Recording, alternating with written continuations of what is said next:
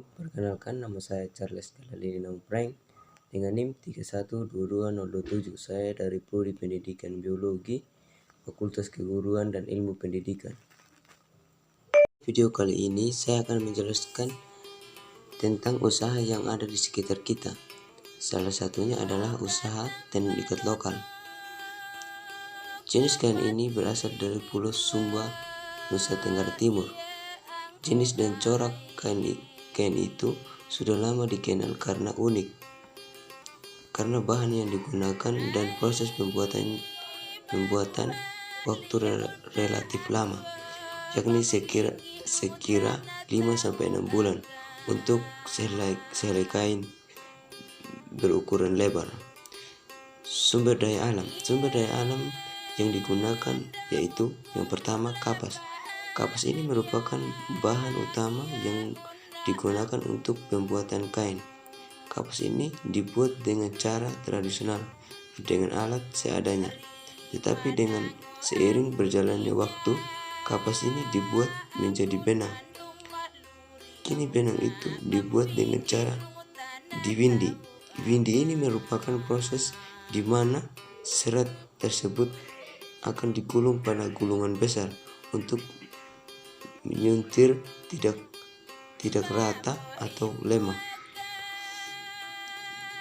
Windir disebut juga sebagai proses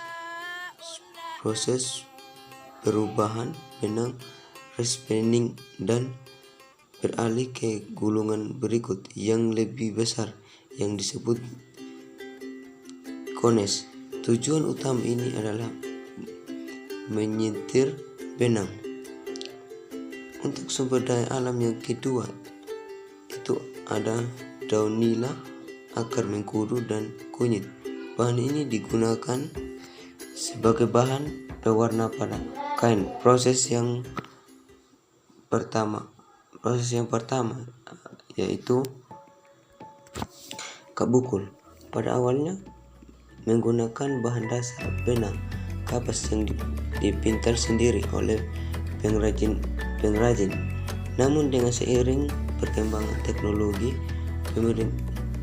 pemintalan benang menggunakan mesin dan semakin berkurangnya populasi pohon nandus sebagai penghasil kapas, para pengrajin ini menggunakan benang pemintal mesin sebagai bahan dasar pembuatan kain ikat Sumba, kain ikat Sumba Timur, dan produksinya lebih cepat.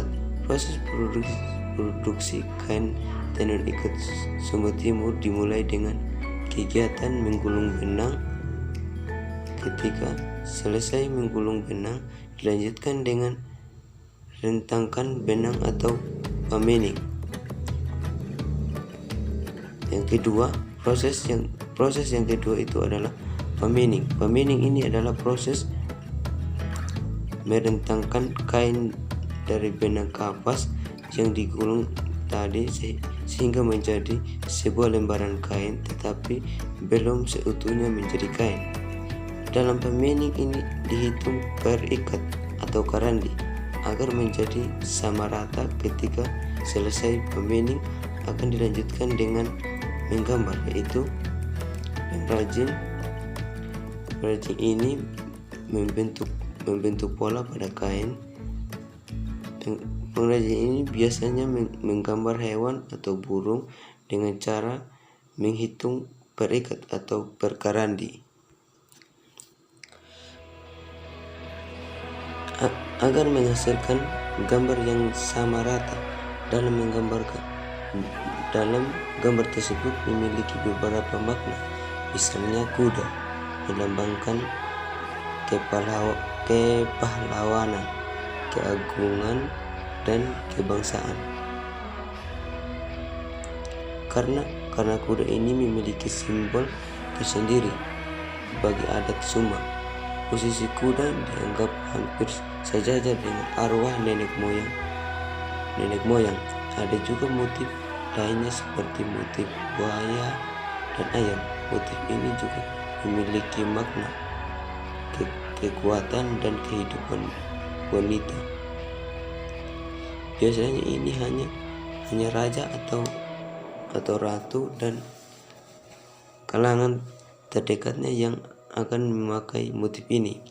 Ada juga motif lainnya yang sering dijumpai, yaitu burung kakatua. Burung kakatua ini juga melambangkan persatuan bagi orang yang sudah meninggal. Mereka akan dibaluti dengan kain bermotif udang. Udang ini dimaknai dengan kebangkitan setelah kematian dan kehidupan abadi dari dunia fana. Setelah melakukan menggambar, akan dilanjutkan dengan mengikat atau menutupi hasil gambar menggunakan tali rafia supaya masuk dalam proses pewarnaan. Gambarnya tetap utuh atau warnanya tidak bercampur. Pada zaman dahulu, benang ini diikat menggunakan kalita atau dari pohon kewan. Namun saat pengrajin banyak menggunakan tali rafia, mudah didapat dan harga yang terjangkau. Benang yang sudah diikat siap untuk diwarnai. Pada saat ini, warna yang sering digunakan pengrajin di Sumba Timur yaitu hanya warna biru, hitam, dan merah. Sebagian pengrajin memungut dan memproses bahan pewarna atau menyediakan bahan pewarna untuk mencelupkan benang yang sudah diikat secara langsung. Warna merah pada kain ikat Sumba Timur terbuat dari akar mengkudu, sedangkan warna biru terbuat dari tumbuhan indigo atau nila. Nantinya kedua warna ini dapat dikombinasikan untuk memberikan konsentrasi warna yang tingkat kecerahannya berbeda. Cara mewarnainya yaitu dengan merendamnya dengan pewarna. Proses ini juga dilakukan dengan memasak kain dengan bahan yang sudah dihaluskan. Sedangkan pewarna biasa itu hanya menggunakan wantes. Proses ini dilakukan agar pembuatan kain lebih cepat jika menggunakan bahan pewarna alami. Memakan waktu yang cukup lama. Setelah benang dicelup, kain akan dijemur sampai kering.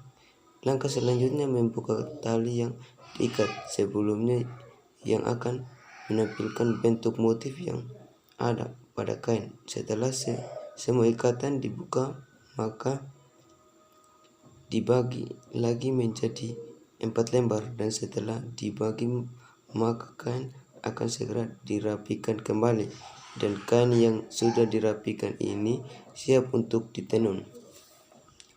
Tenun merupakan teknik pembuatan kain dengan prinsip yang sederhana, yaitu dengan menggabungkan benang secara memanjang atau melintang. Dengan kata lain, bersilangnya antara benang lusi dan pakan secara bergantian. Kegiatan menenun dapat dilakukan sendiri atau dengan keluarganya. Dapat pula menggunakan jasa buruh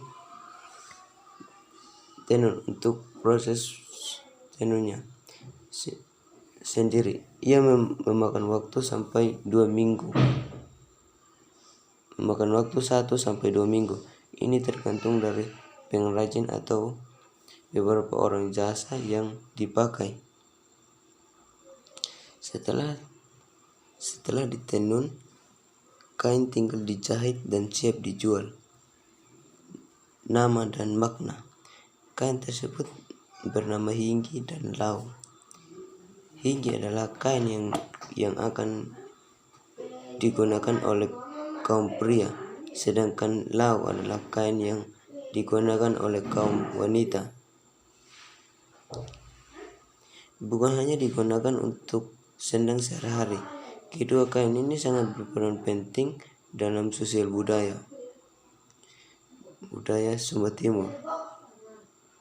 Mungkin hanya ini yang saya jelaskan. Sekian dan terima kasih.